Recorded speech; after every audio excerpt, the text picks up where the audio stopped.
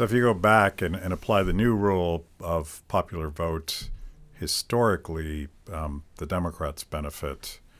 But has there been any attempt to sort of game out what would happen when voting constituencies in marginalized states like deep red or deep blue states, do more people show up? Do different types of people show up? What do you think happens? Yeah, no, that's a very good question, actually. So first of all, let's remember that if you go back and look at the history of a national popular vote, we've never really run a national popular vote, right? We've played by the rules, and the rules are you win enough states to win the Electoral College.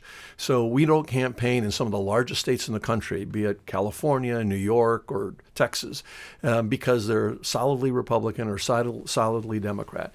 There are actually more Republicans living behind the blue wall of California than 27 other states combined.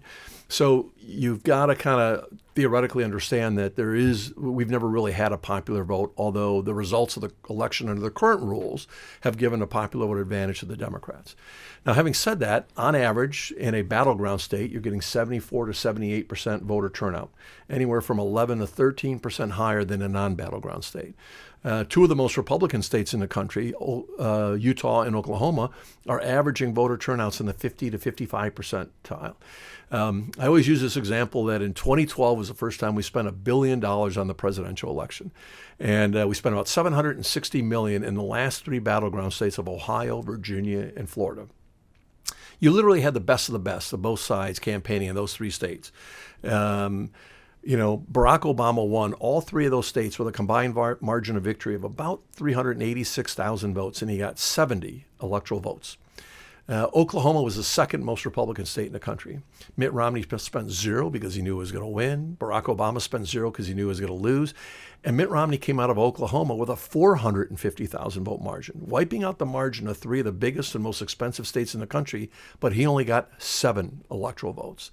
So there's kind of like an anecdotal example of how smaller red states tend to be redder than blue states are blue. Size becomes secondary to margin of victory, right? What kind of margin can you drive in these different states? Because by adding up the margins, you add up the popular vote and determine who the president is. The fact that California, as an example, has got 55 electoral votes, 38 million people, but their average margin of victory is only like 1.4 to 1.8 million votes.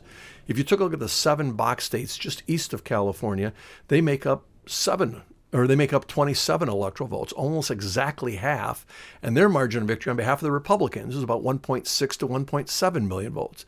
So half the size of the states, just because of the voter patterns, the way people vote, who gets out to vote, almost make up the difference there. So until we really have a national popular vote, it'd be pretty tough to determine. I happen to sit on the NRA's National Board's Public Affairs Committee. We've identified over 52 Second Amendment supporters in this country. On any given election year, we only turn out like 25 to 30 million voters because we're only turning them out in battleground states. If we had a national popular vote where every voter in every state became politically relevant every time, where it didn't matter whether you pulled a voter out of Ohio or Florida or Montana or Idaho, the NRA would be pulling voters out of every corner of the country. And Right to Life would do the same. Libertarians would do the same. Farm Bureau would do the same. You name the special interest group, all of a sudden the incentive to participate would be very different.